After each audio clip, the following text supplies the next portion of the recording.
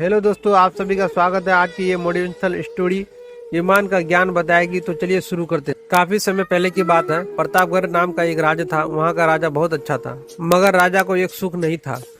वो ये कि उसके कोई भी संतान नहीं थी और वो चाहता था कि अब वो राज्य के अंदर किसी योग्य बच्चे को गोद ले ले ताकि वो उसका उत्तराधिकारी बन सके और आगे की बागडोर को सुचारू रूप से चला सके। और इसी को देखते हुए राजा ने राज्य में घोषणा करवा दी कि सभी बच्चे राजमहल में एकत्रित हो जाएं। ऐसा ही हुआ। राजा ने सभी बच्चों को पौधे लगाने के लिए विभिन्न विभिन्न प्रकार के बीज दिए और कहा कि अब हम 6 महीने बाद मिलेंगे और देखेंगे किसका पौधा सबसे अच्छा होगा। महीना बीत जाने के बाद एक बच्चा ऐसा था जिसके गमले में वो बीज अभी तक नहीं फूटा था, लेकिन वो रोज उसकी देखभाल करता था और रोज पौधे को पानी देता था। देखते ही देखते 3 महीने बीत गए। बच्चा परेशान हो गया। तभी उसकी माँ ने कहा कि बेटा धैर्य रखो, कुछ बीजों को फलने में ज्यादा वक्त लगता है। और वो पौधे को सींचता रहा। 6 महीना हो गया। राजा के पास जाने का समय हो चुका था, लेकिन वो डरा हुआ था कि सभी बच्चों के गमलों में तो पौधे होंगे और उसका गमला खाली होगा।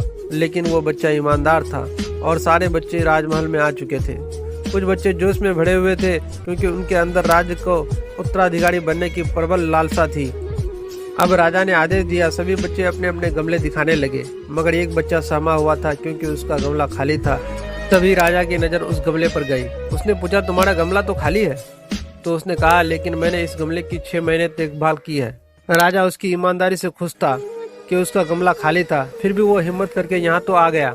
सभी बच्चों के गमले देखने के बाद राजा ने उस बच्चे को सभी के सामने बुलाया। बच्चा सहम गया और राजा ने वो गमला सभी को दिखाया।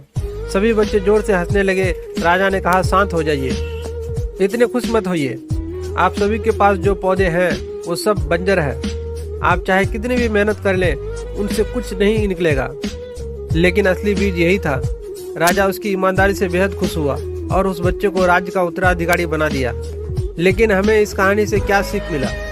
मेरे हिसाब से अपने अंदर ईमानदारी का होना बहुत जरूरी है।